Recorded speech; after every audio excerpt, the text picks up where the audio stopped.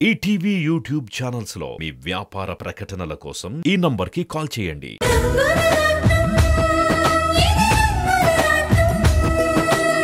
ఏంటి సార్ ఆలోచిస్తున్నారు? సీత, నీకు విషయం చెప్పాలి. అది జీవితానికి సంబంధించింది. ఏంటండి జీవితానికి సంబంధించిన విషయమని ఆగిపోయారు? చెప్పండి. అదే సీత, ఈ మధ్య నేను నీతో ఈ విషయం ఎలా చెప్పాలా అని ఆలోచిస్తున్నాను. అది ఏంటంటే అది అది హాయ్ బ్రో.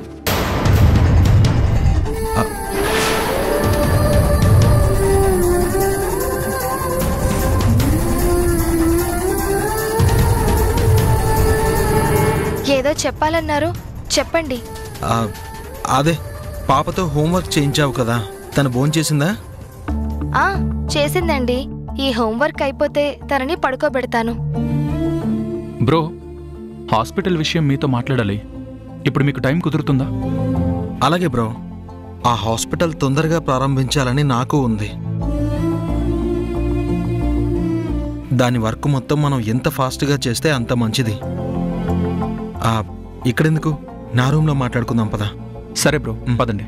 అదేంటి ఇప్పుడే వచ్చారు కదా, భోజనం చేసి మాట్లాడుకోండి. ప్లీజ్ అండి, ఇది చాలా అర్జెంట్ మ్యాటర్. మాట్లాడాక భోంచేస్తాం. పద బ్రో, పద.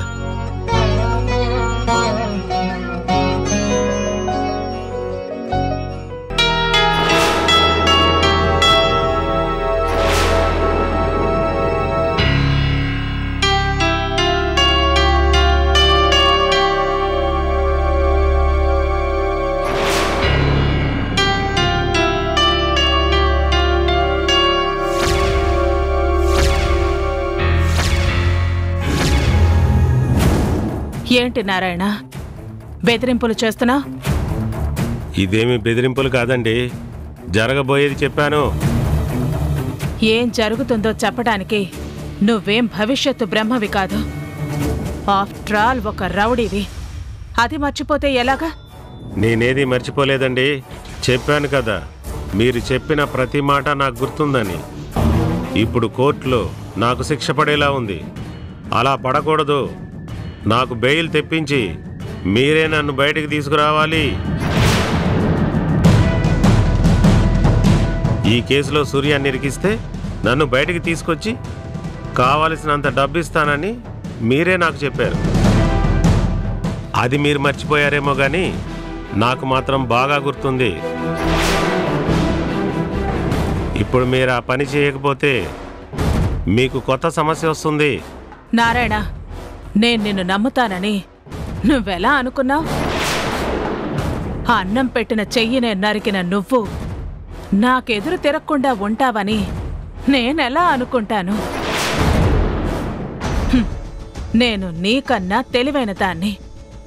నీడనిచ్చిన మనిషికే ద్రోహం చేసిన నువ్వు నన్నేం చేయలేవు.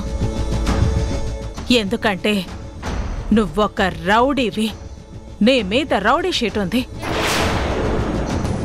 నీకు డబ్బులిచ్చి తెలివిగా నా పని నేను చేయించుకున్నాను. తెలివి తక్కువగా నువ్వే అప్రూవల్గా మారి సూర్యమే ఇదంతా చేయించాడని పోలీసులకి వాంగ్మూలం ఇచ్చావు. అక్కడితో సూర్యం ఇరుక్కున్నాడు. నువ్వే చేశావని ఒప్పుకున్నావు కాబట్టి నువ్వు ఇరుక్కున్నావు. ఇప్పుడు ఇది కాదు అని నెత్తి నోరు కొట్టుకున్నా నిన్నెవ్వరూ నమ్మరు. ఎందుకంటే నువ్వొక ఖైదీవి, నేను స్టేటస్ ఉన్న పెద్ద మనిషిని. నా మాట నమ్ముతారా, నీ మాట నమ్ముతారా? చూడండి మేడం, రౌడీని కాబట్టే మీరిచ్చే డబ్బులు కక్కుర్తిపడి ఒక మంచి మనిషిని ఇరికించాను. కానీ మీరు నన్నే ఇరికించాలని చూస్తే డిపార్ట్మెంట్లో మాకు తెలిసిన వాళ్ళు ఉంటారు కదా, వాళ్ళ దగ్గర నీ రహస్యాలన్నీ చెప్పాననుకో, అప్పుడు నీ పరిస్థితి ఏంటి? చెప్పు నారాయణ, నువ్వు చెప్పింది వాళ్ళు వింటారు. నీకివ్వాల్సిన డబ్బులు వాళ్ళకిచ్చానే అనుకో, నేనేం చెప్తే అదే చేస్తారు. అప్పుడు లోపలున్న నీ పరిస్థితి ఏంటో నువ్వు ఆలోచించుకో. అయినా బయటకొచ్చి ఏం చేస్తావు? నీ వయసు అయిపోయింది. మహా అయితే ఇంకొక 5 సంవత్సరాలు బతుకుతావు అంతే. లేదు, ఈ సంవత్సరం ఉన్నట్టే వచ్చే సంవత్సరం కూడా ఎండలున్నాయి అనుకో, ఆ వేడికి అప్పుడే పోతావు. ఇంకెందుకు ఈ కోరికలన్నీ? నా అనేవాళ్లు ఎవ్వరూ లేని అనాథవి.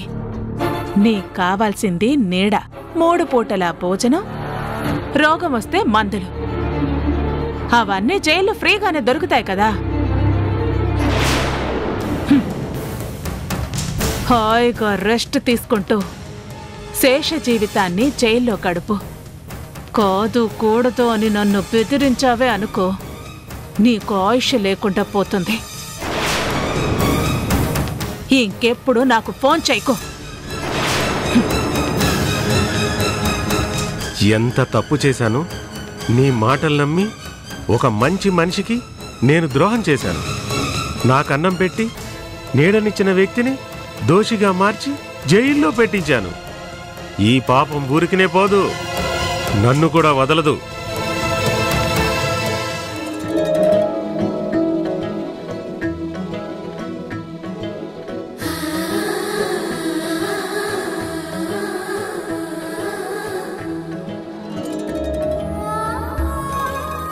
ప్రియా, జ్యూస్ తాగమ్మా.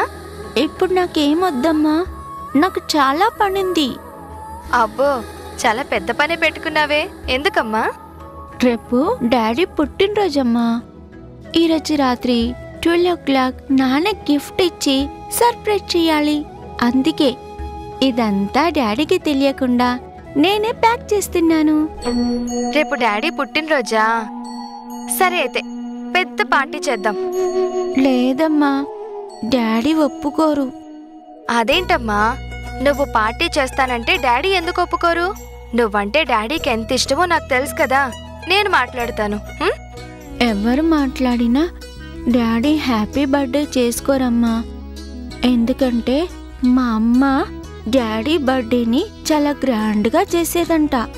అమ్మ చనిపోయాక డాడీ అసలు బర్త్డే చేసుకోలేదు.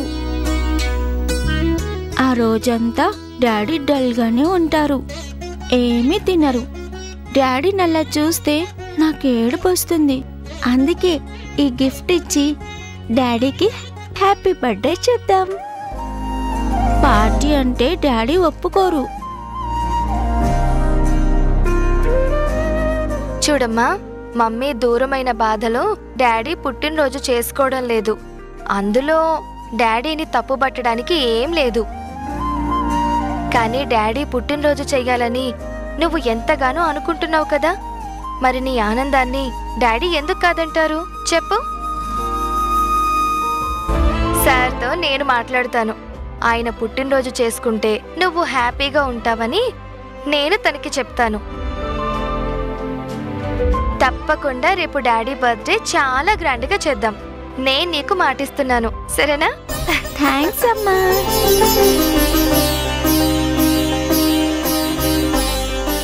నువ్వు చెప్తే డాడీ తప్పకుండా ఒప్పుకుంటారని నాకు తెలుసు.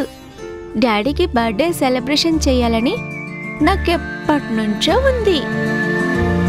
నువ్వు బర్త్డే సెలబ్రేషన్ చేద్దామని చెప్తున్నావు కదా, నిజంగా చేస్తావుగా? తప్పకుండా చేస్తానమ్మా. నాకు తెలిసినంత వరకు మీ డాడీకి ఈ ప్రపంచంలో నీకన్నా కావాల్సిన వాళ్ళు ఎవ్వరూ లేరు. నువ్వు సంతోషంగా ఉంటావంటే ఆయనకు కూడా హ్యాపీగానే ఒప్పుకుంటారు. నేను మాటిస్తున్నాను కదా. ఈ జ్యూస్ తాగు.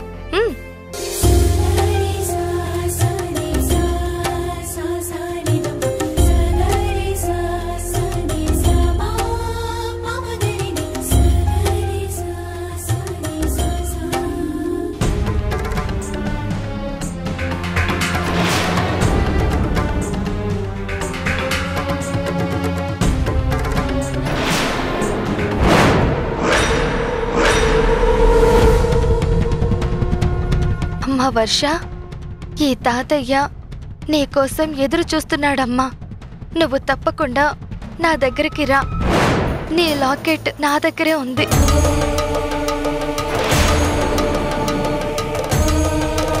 నా లాకెట్ తాతయ్య దగ్గర ఉండడం ఏంటి? దాన్ని తీసుకోవడానికి రమ్మనడం ఏంటి? అసలు ఈ లాకెట్ నాది అని తాతయ్యకి తెలియదు కదా. మరి ఈ లాకెట్కి తాతయ్యకి ఏంటి సంబంధం? ఇన్ని రోజులు సూర్యం తాతయ్యకి కనిపించకూడదని తప్పించుకుని తిరిగాను. కానీ ఇప్పుడు ఈ లాకెట్ విషయం చదువుతూ ఉంటే తాతయ్య దగ్గర నుంచి తెలుసుకోవాల్సిన సంగతి ఏదో ఉందని అర్థమవుతూ ఉంది. ఇప్పుడు తప్పకుండా తాతయ్యకు నేను ఎదురుపడాలి. ఈ లాకెట్ గురించి ఆయన పేపర్ ప్రకటన కూడా ఇచ్చారు అంటే దీని వెనక ఏదో పెద్ద కారణం ఉంటుంది. అదేంటో నేను తెలుసుకోవాలి. అంటే నేనే వెళ్ళి తాతయ్యని కలవాలి.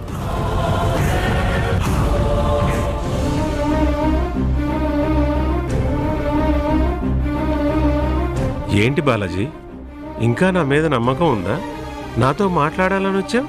నారాయణ, నువ్వు తప్పు చేసావని అందరికీ తెలుసు. అయినా సరే మేము ఏమీ చేయలేకపోయాం. కానీ నీతో మాట్లాడడానికి ఒక వ్యక్తి వచ్చారు. తను నిన్ను కలవాలి అన్నారు. అందుకే ఇలా అపాయింట్మెంట్ తీసుకుని వచ్చాం. నాతో మాట్లాడాలని ఉందన్నారా? ఎవరు? మనందరం దేవరాజు నీడలో ఉన్నప్పుడు మనకి ఏ లోటు రాకుండా చూసుకునేవాడు. అప్పుడు దేవరాజు కూతురు కీర్తి కూడా ఉండేది. నీకు గుర్తుందా? అవును, కీర్తి పాప. నాకెందుకు గుర్తులేదు? మనందరితోని ఎంతో సరదాగా ఉండేది. అచ్చం దేవరాజులాగా మాట్లాడేది. కీర్తి నాకు కనిపించింది. జరిగిందంతా చెప్పాను. నీతో మాట్లాడతానని కీర్తి ఇక్కడికి వచ్చింది. హా? ఏంటి, మన కీర్తి పాప వచ్చిందా? ఎక్కడ బాలాజీ? అదిగో.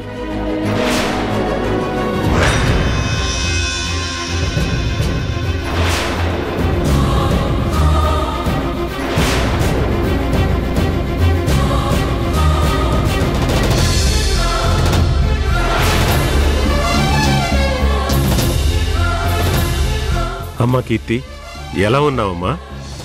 నువ్వు ఇలాంటి తప్పుడు పనులు చేస్తే మేమెలా ఉంటాం నారాయణ? బాధపడతాం కదా. నిజమేనమ్మా, నా వల్ల తప్పే జరిగింది. మామూలు తప్పు కాదు, చాలా పెద్ద తప్పు జరిగింది. సూర్యన్ తాతయ్య ఎంత మంచివారో నీకు తెలియదా? నాన్న సూర్యన్ తాతయ్య ఎంత మంచి స్నేహితులో నీకు తెలియదా? తాతయ్య మాట నాన్నెప్పుడు కాదనలేదు. అది నాన్న తాతయ్యకిచ్చే విలువ. అలాంటిది ఈరోజు తాతయ్య మీద ఇంత పెద్ద నింద వేస్తావా? చెయ్యని తప్పుకి తాతయ్యని ఇలాంటి కేసులో ఇరికిస్తావా? నాన్న నిన్ను ఎలా చూసుకునేవారో తాతయ్య కూడా నిన్ను అలాగే చూసుకున్నారు. నమ్మిన వ్యక్తులకి ద్రోహం చేయటం ఎప్పటి నుంచి నేర్చుకున్నావు? నన్ను క్షమించు కీర్తి పాప. నేను చాలా పెద్ద తప్పు చేశాను. ఆ మహేశ్వరి మాటలు నమ్మి ఆమె ఇచ్చిన డబ్బుల కక్కుర్తిపడి దేవుళ్లాంటి సూర్యంబాబుని నేను ఇరికించాను. ఆయన చెయ్యని తప్పుకి బాధ్యుడిని చేస్తూ తప్పు చేశాడని పోలీసులకి నేనే చెప్పాను. నేను చేసిన పాపానికి నువ్వు నా తల తీసేసినా ఆనందంగా చనిపోతానమ్మా. అంతేగాని నువ్వు నా మీద ఇలా కోపాన్ని చూపిస్తే మాత్రం నేను తట్టుకోలేనమ్మా. నిన్ను చూస్తుంటే మా అన్న దేవరాజును చూసినట్టే ఉంది. నన్ను క్షమించు కీర్తి పాప. నారాయణ, నాన్న మీరందరూ బాగుండాలని కోరుకున్నారు. తాతయ్య మీరందరూ మంచిగా మారాలని కోరుకున్నారు. మీకు ఏ లోటు లేకుండా తాతయ్య చూసుకున్నారు. మరి అలాంటి మనిషిని నువ్విలా ఇరికించడం తప్పే కదా. అందుకే నువ్వు చేసిన తప్పుని కోర్టులో ఒప్పుకో. జడ్జి గారికి జరిగిందంతా చెప్పేసేయ్.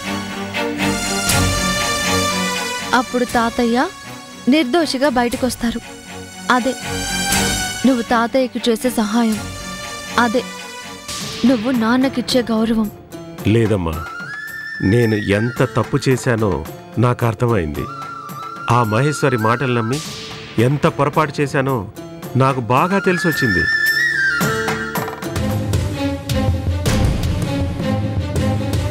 ఇప్పుడు మాటిస్తున్నాను, జరిగిందంతా కోర్టులో చెప్తాను. నాకు ఉరిశిక్ష వేసినా సరే ఆనందంగా అనుభవిస్తాను. దేవుళ్ళలాంటి సూర్యం బాబు గారిని బయటికి విడిపిస్తాను.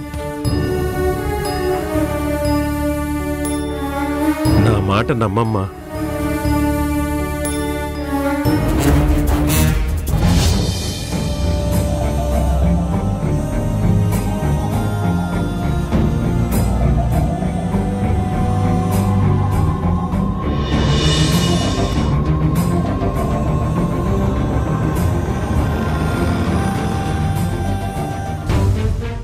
సూర్యం గారు,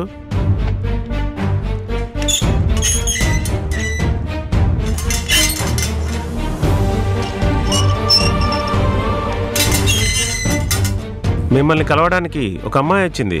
ములాఖాత్ ఏరియాలో ఉంది. నన్ను కలవడానికా? ఎవరు? తెలీదండి, మీతోనే మాట్లాడతానంటుంది.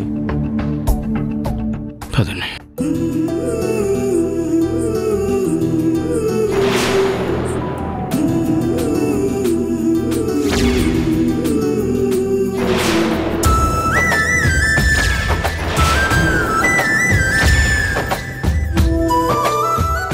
వర్ష, తాతయ్య నువ్వేనమ్మా?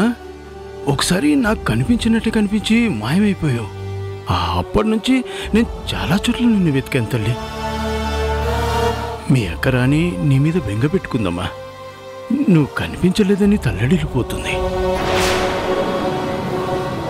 నువ్వు ఇక్కడే ఉంటూ ఎందుకమ్మా కనిపించకుండా తిరుగుతున్నావు?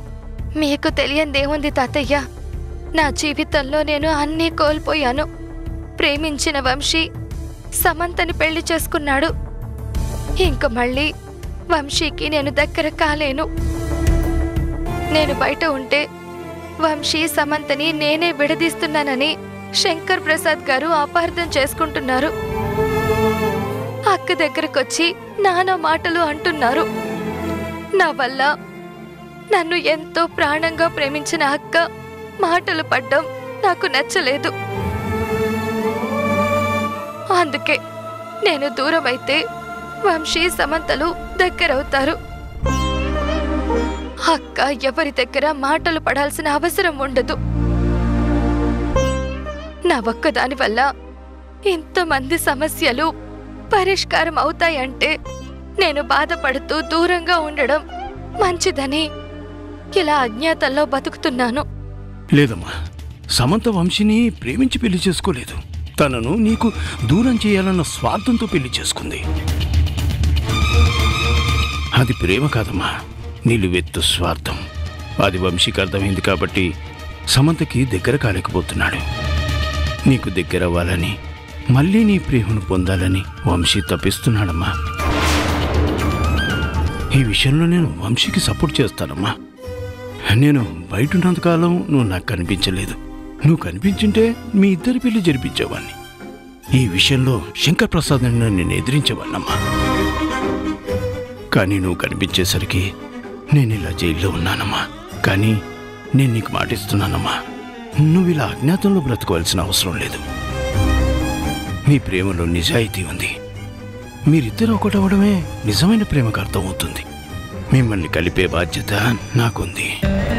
నిన్ను చూస్తే రాణి కూడా ఆనందపడుతుంది. నువ్వు ఎవరి గురించో ఆలోచించి ఎందుకమ్మా నీ కుటుంబానికి దూరం అవుతావు?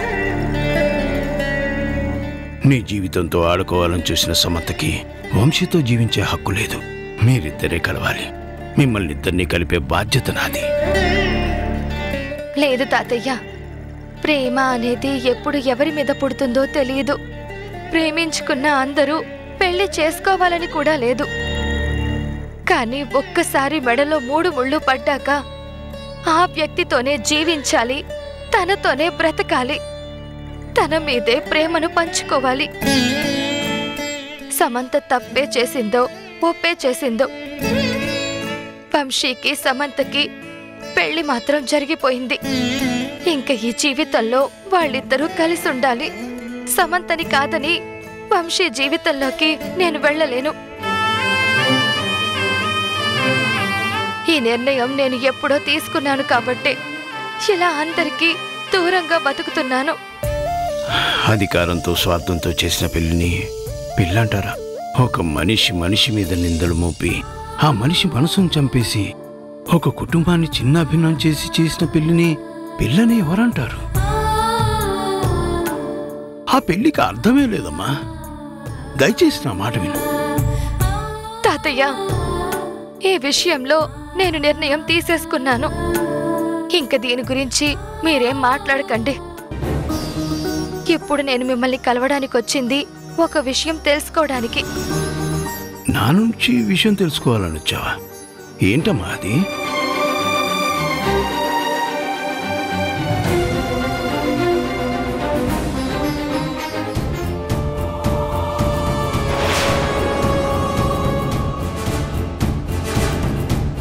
ఈ లాకెట్ గురించి మీరే కదా తాతయ్య పేపర్లో ప్రకటన ఇచ్చింది. దీనికి మీకు ఏంటి సంబంధం? చాలా పెద్ద సంబంధం ఉందమ్మా. అంతకు మించిన అనుబంధం ఉంది. ఈ లాకెట్లో ఉన్న అమ్మాయి ఎవరో కాదు, నా సొంత మనవరాలు.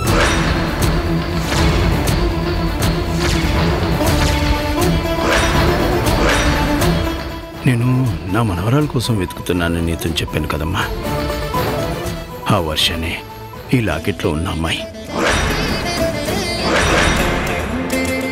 సమంత వర్ష పుట్టినప్పుడు నేను శంకర్ కలిసి ఈ లాకెట్లు వాళ్ళ మెళ్ళలో వేశాం. సమంత శంకర్ దగ్గరుంది.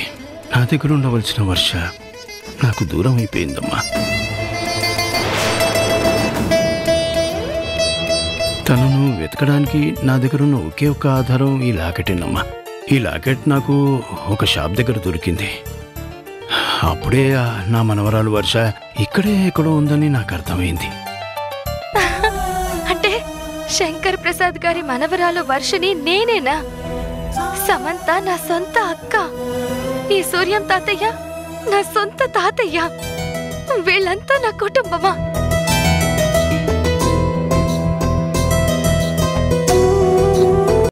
ఏంటి రంగస్వామి, మళ్ళీ ఆ నారాయణ ఏవైనా తెలివితేటలు చూపిస్తున్నాడా? అవును మేడం, నిన్నెవరో ఇద్దరు వచ్చారు. ఆవిడతో నారాయణ మాట్లాడాడు. కీర్తి అంటూ ఏడ్చాడు. ఆవిడ్ని ఎంతగానో బతిమలాడుకున్నాడు. మీరే ఇదంతా తనతో చేయించారని వాళ్ళకి చెప్పేశాడు. నారాయణ ఇప్పుడు కోర్టులో మళ్ళీ అప్రూవర్గా మారబోతున్నాడు మేడం. ఇదంతా మీరే చేయించారని చెప్పబోతున్నాడు మేడం.